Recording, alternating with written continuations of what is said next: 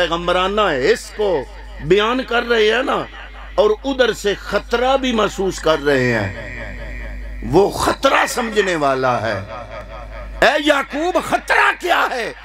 فرمایا لولا ان تفندون، چاہے تم پیغمبر کی نبوت والی گود میں پلے ہو، چاہے تم نبی کے ڈائریکٹ بیٹے ہو، لیکن جب میں نے اپنی نبوت کا کمال تمہارے سامنے رکھنا ہے تو مجھے خطرہ ہے کہ تم نہیں سمجھ سکو گے نبوت کا کمال، اور سمجھو گے خود نہیں، اور سٹھیایا ہوا مجھے سمجھو گے۔ پتہ چلا پیغمبر کے وہ کمال ہوتے ہیں کہ سگا ڈائریکٹ بیٹا جو نبی کی گود میں پلا ہو وہ بھی اس قابل نہیں ہوتا کہ نبوت کے کمال کو سمجھ سکے۔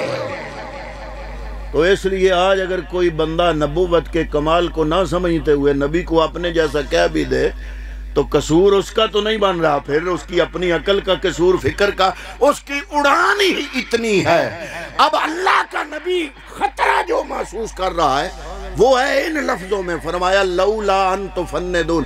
میرے پیر و مرشد اور میرے استاد جسٹس پیر محمد کرم شاہ الازہری بھیرا شریف والے، وہ یہاں پر لکھتے ہیں ضیاء النبی شریف میں کہ جب حضرت یعقوب یہ جملہ بول رہے تھے نا کہ انی لاجد ریح یوسف، مجھے یوسف کی خوشبو آ رہی ہے، اس وقت کرتا حضرت یعقوب سے 8 راتوں کے سفر پہ تھا، 8 راتوں کے سفر پہ دور تھا کرتا۔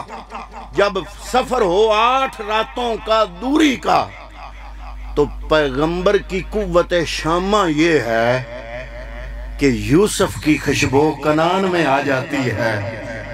یہ تو ہے حضرت یعقوب علیہ السلام کی قوت شامہ، اب تیرے میرے نبی کی قوت شامہ۔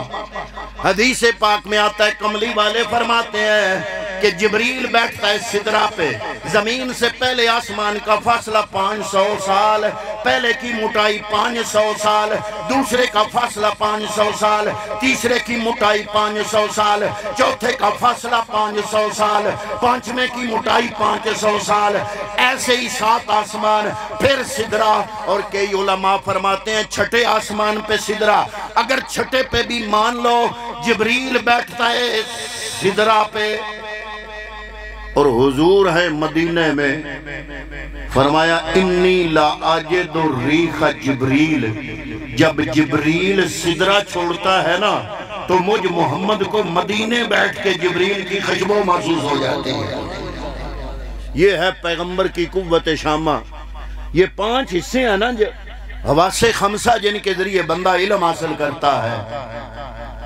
اب جب کرتا آیا نا تو اللہ کا قرآن گواہی دیتا ہے کہ فلما ان جاء البشیر، جب وہ بشارت لے کے آیا تو کیا ہوا؟ القاہ علی وجہہ فرتد بصیرا، وہ کرتا یعقوب کے چہرے پہ ڈالا، آنکھوں میں آ گیا نور، آنکھیں کھلی تو سامنے آئے بیٹے۔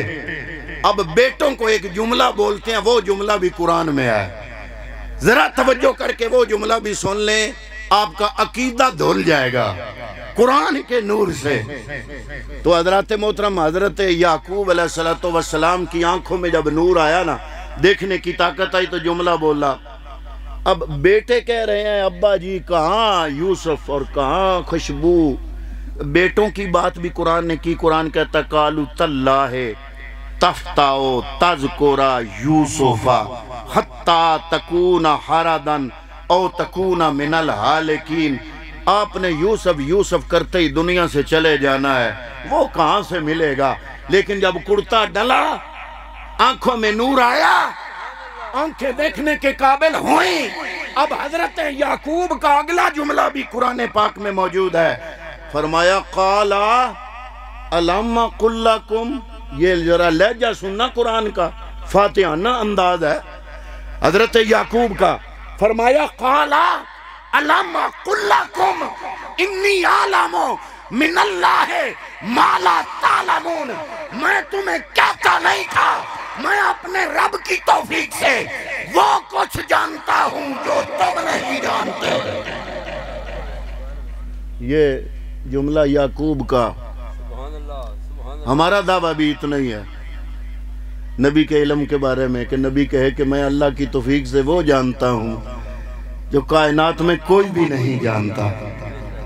ہمارا بھی دعویٰ اتنا ہی ہے جو یعقوب بیٹوں کے سامنے کر رہے ہیں۔ حضرت یعقوب فرما رہے ہیں کیا میں تمہیں کہتا نہیں تھا؟ یا اللہ، حضرت یعقوب ٹھیک بات کر رہے ہیں، یہ فرما رہے ہیں کہ میں تمہیں کہتا نہیں تھا کہ میں اللہ کی بارگاہ سے وہ علم جانتا ہوں جو تم نہیں جانتے۔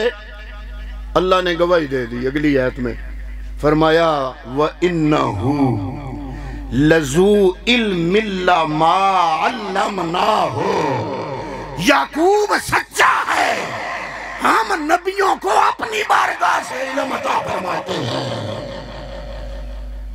اب ایک اللہ یا رسول اللہ، یا علی، حضرات محترم مولا علی کا انہوں نے نام لیا اور میرے ذہن میں جملہ آ گیا کہ ہم باب العلم جو ہے نا اس کے علم کا احاطہ نہیں کر سکتے، تو مدینۃ العلم کے علم کا احاطہ کیسے ہو سکتا ہے؟